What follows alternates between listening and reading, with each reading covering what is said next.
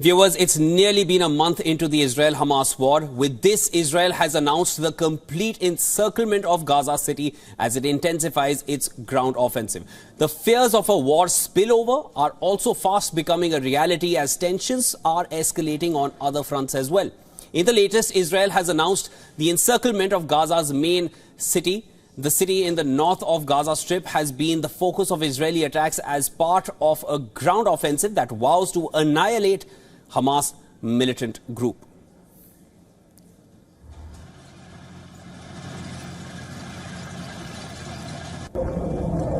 Now, Israel's military chief had said on Thursday that Israeli soldiers have been operating in Gaza City for the past few days and encircling it from several directions.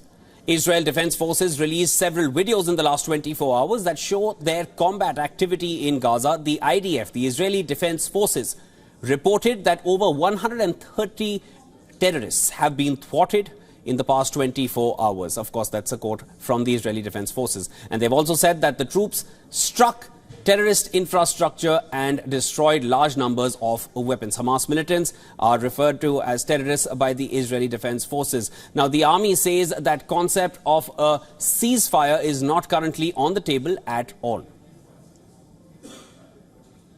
As Israel encircles Gaza City, Hamas military wing has threatened in an audio address that Gaza would be a curse for Israel and has warned that its invading soldiers would go home, quote-unquote, in black bags. Meanwhile, a major escalation took place at Israel's northern front with Lebanon. Lebanon-based militant group Hezbollah, which is backed by Iran, said that it attacked 19 Israeli positions along the border simultaneously on Thursday, while the military wing of Hamas also said that it fired 12 rockets from Lebanon towards the northern Israeli town of Kiryat Shimona.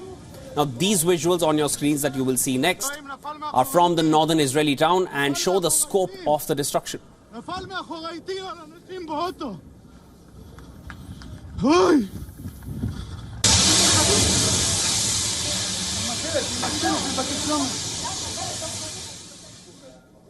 So while Israel enters Gaza, it is also facing heat from all fronts, from Gaza Strip, from Hamas, from the north, from Hezbollah and Yemen, and the Houthi rebels from Yemen, which are also attacking from the city. Now, IDF has also released a footage that shows it striking targets in southern Lebanon from its side in retaliation to the militant fire. The military said warplanes and helicopters attacked targets belonging to the Hezbollah, including military headquarters, rocket launching positions and munitions warehouses. Now, the latest escalation on the border comes ahead of a scheduled speech of Hezbollah chief, which is expected to take place later today.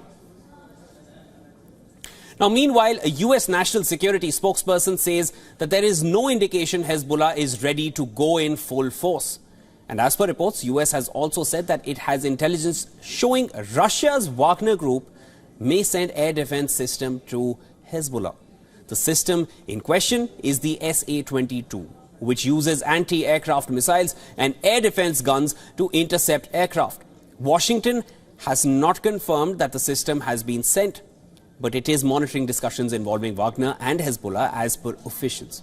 Meanwhile, in Gaza, Israeli strikes hit another refugee camp. At least 15 people have been reportedly killed after an Israeli strike hit a residential building in the Burej refugee camp in central Gaza.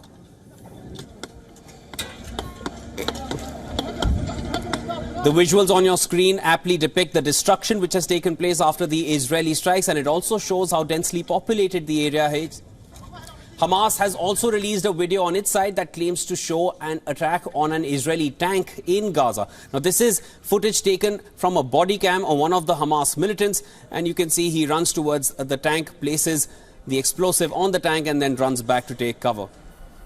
The video shows the man creeping up to the side of the tank and placing an apparent explosive device on it and then running right back.